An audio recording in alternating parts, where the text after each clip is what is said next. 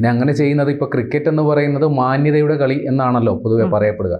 ഒരു മാന്യ ഒരു ഒരു എന്താ പറയുക, ഒരു സ്നേഹപ്രകടനം അല്ലെങ്കിൽ ഒരു മാന്യത, ഒരു സൗഹൃദം, ഇതിൻ്റെ പ്രതിഫലനം എന്ന രീതിയിലാണ് ഈ ഹസ്തദാനമൊക്കെ. പക്ഷെ ഇന്ത്യയെ സംബന്ധിച്ച് ഒരു സൗഹൃദ ഭാവം പാകിസ്ഥാനോട് കാണിക്കാൻ പറ്റിയ രാഷ്ട്രീയ സാഹചര്യമല്ല ഇപ്പോൾ നിലനിൽക്കുന്നത്.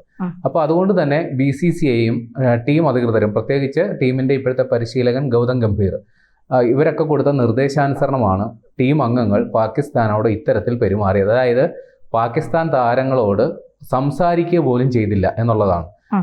ഹസ്തദാനം ചെയ്തില്ലെന്ന് മാത്രമല്ല, കൂട്ടിയിടിച്ചാൽ മിണ്ടില്ല എന്നുള്ളൊരു നിലപാട് പോലും ഇന്ത്യ എടുത്തു എന്നുള്ളതാണ് ഇത് ഏറ്റവും നിർണായകമായത്. അപ്പോൾ പാകിസ്ഥാൻ നാണം കെട്ട ഒരവസ്ഥയിലാണ്, അപമാനിക്കപ്പെട്ടു എന്നൊരു തോന്നലാണ് അവർക്കുണ്ടായത്. കാരണം ഈ മത്സരശേഷം ടീം അംഗങ്ങൾ മടങ്ങിയിട്ട് മൊത്തത്തിൽ ടീം ഗ്രൗണ്ടിലേക്ക് ഇറങ്ങി വന്ന് എതിർ ടീമിനെ ഹസ്തദാനം ചെയ്തു പോവുക എന്നുള്ളതാണ് ഒരു നിലവിലെ ഒരു നടപ്പ് രീതി. അങ്ങനെ ചെയ്യണമെന്നൊരു നിർബന്ധമില്ല കേട്ടോ. അപ്പോൾ അതിനുവേണ്ടി പാകിസ്ഥാൻ താരങ്ങൾ ഗ്രൗണ്ടിൽ കാത്തു നിന്നപ്പോൾ ഇന്ത്യൻ ഡ്രസ്സിംഗ് റൂമിൻ്റെ വാതിലടച്ച് കളയുന്ന ദൃശ്യമാണ് വരുന്നത്.